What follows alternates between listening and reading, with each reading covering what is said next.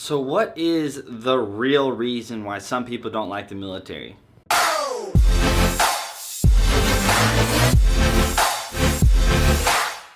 What is going on, guys? So today's video is going to be one of those where I have something to talk about, something that I've been thinking about, because I have seen some people throughout my time in the military that absolutely just don't like it. I've seen people leaving comments on my videos of, they used to be in the military and it was, a great decision why they wanted to get out.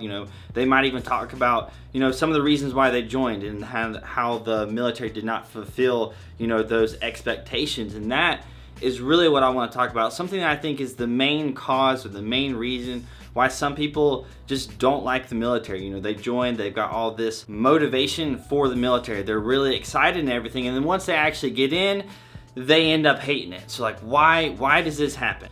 Now, there is a big reason I want to talk about in probably about a minute or so, but one small contributing factor to this, I think, is people join the military and they don't expect like the leadership or like the way leadership and how this whole chain of command thing is going to go, and then they end up getting bad leadership. So they have an NCO, maybe they have an officer, first sergeant, company commander, or maybe just a whole group of maybe not toxic leadership, because toxic leadership according to the military is just it's wrong, and if you are a toxic leader, you should be and could be kicked out of the military for that. But let's just say bad leaders, soldiers that don't really care about their soldiers that they're in charge of, and then a lot of people will get unmotivated because of this, because they get stuck in a unit where the leadership is just bad. And I feel bad for those of you that have that.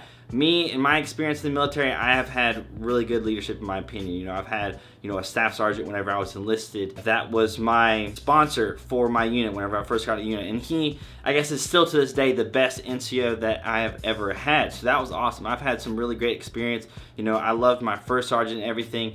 And so for me, my experience with leadership has been good, but that's not the case with everybody. There are people who don't like their leadership. They get stuck in this unit. You can't just like voluntarily just go from unit to unit if you don't like your leadership. But that's one, I think, small contributing factor. So for some people, it's just they get into a position in the military. You can't do that much. You can speak up or speak out against your leadership, or maybe go around them, which is not recommended unless you have a legitimate reason to do that.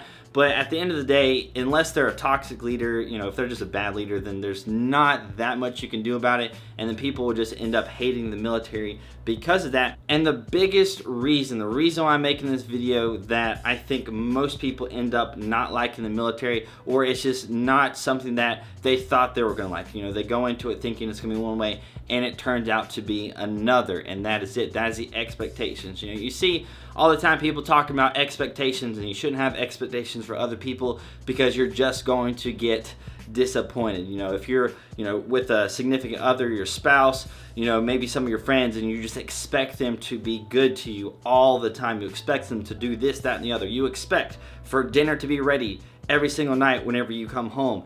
You're gonna get let down on your expectations. And I think that a lot of people join the military and their expectations are just like through the roof. They want to go infantry, they want to see combat, they want to go and kill people, they want to go and kill ISIS terrorists, not just anybody, but like they want to kill the United States of America, our enemies, the people that are torturing and terrorizing other people, other countries. They want to do something about that.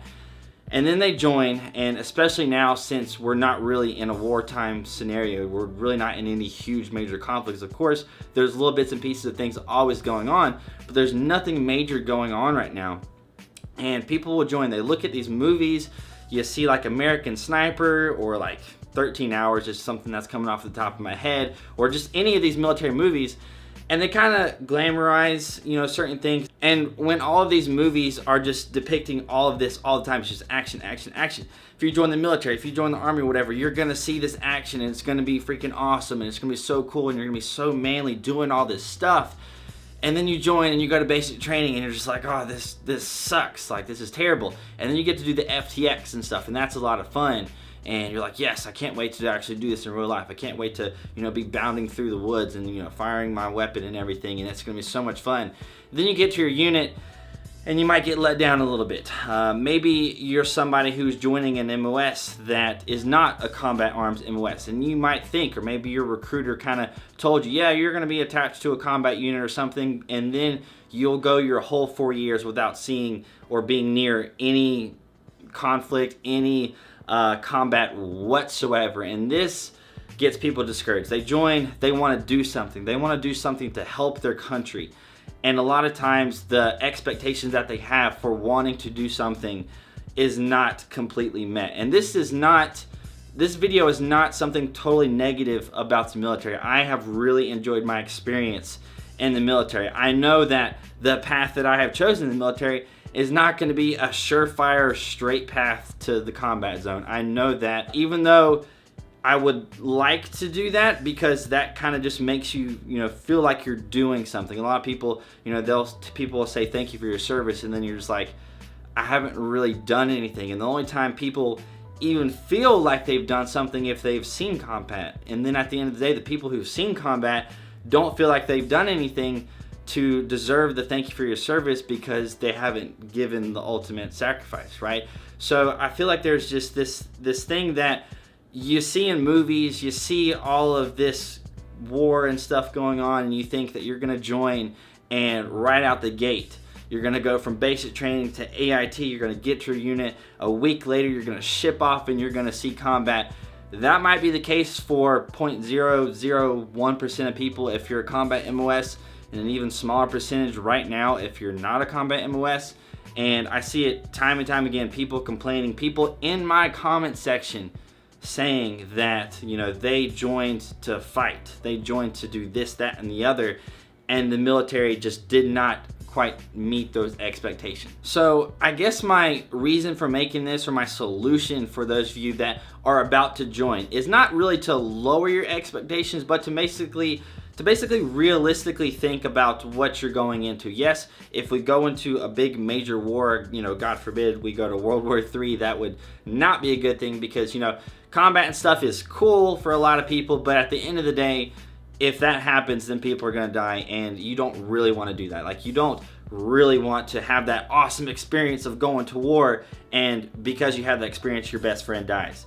So there's pros and cons. Obviously, you get to have these awesome stories that you get to talk about or whatever with your buddies, but at the end of the day, that's not something that should be, like super sought after. Like, I want to go to combat like super bad, like that is all I want to do. What I think you should kind of more or less, your passion should be more towards, just supporting the country, to doing whatever the country asks, doing whatever the Army asks, or whatever branch you're going to do, because you're not going to be in control of your career in the military. There's going to be certain things that you might have control over, but if you're joining to defend the country, if you're joining to support and defend the Constitution of the United States against all enemies, foreign and domestic.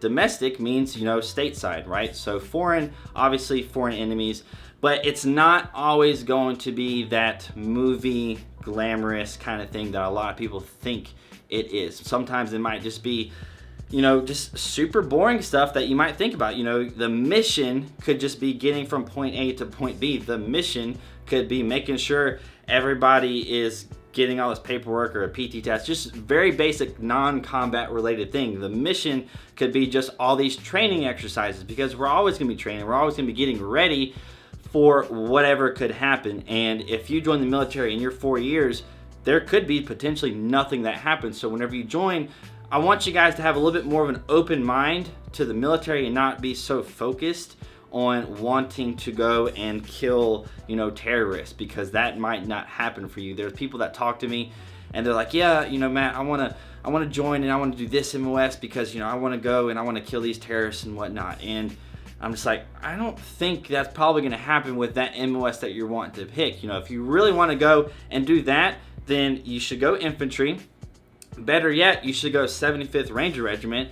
Better yet, you should go Special Forces, right? So those are going to be some of the things that are going to be give you the best opportunity to do some of those things that are going to be in the movies. But at the end of the day, whenever you watch the movie like Lone Survivor, that's a rare scenario. Whenever you watch this movie and you're like, yeah, this would be kind of like a cool experience to go out on this hill. Obviously not be the last person alive, be the lone survivor, but you see these movies, they're movies for a reason, because it's not all that common that you have these crazy awesome stories to talk about. You know, a lot of times people will get deployed and, you know, they get in a combat zone and they don't see any combat whatsoever. Or maybe their only story of their combat is, you know, somebody firing, you know, just one round. You know, somebody shoots at them, like, oh my gosh, they hide behind the brick wall for a little bit, fire back a few rounds, and then that's kind of it. That's the extent of their combat. It's not always going to be as glamorous, as awesome as movies make it out to be. So I guess that's my thoughts on this. It's just something that I want to talk about. It's just one of those things that I have just felt like I should talk about because of comments from people that I've talked to.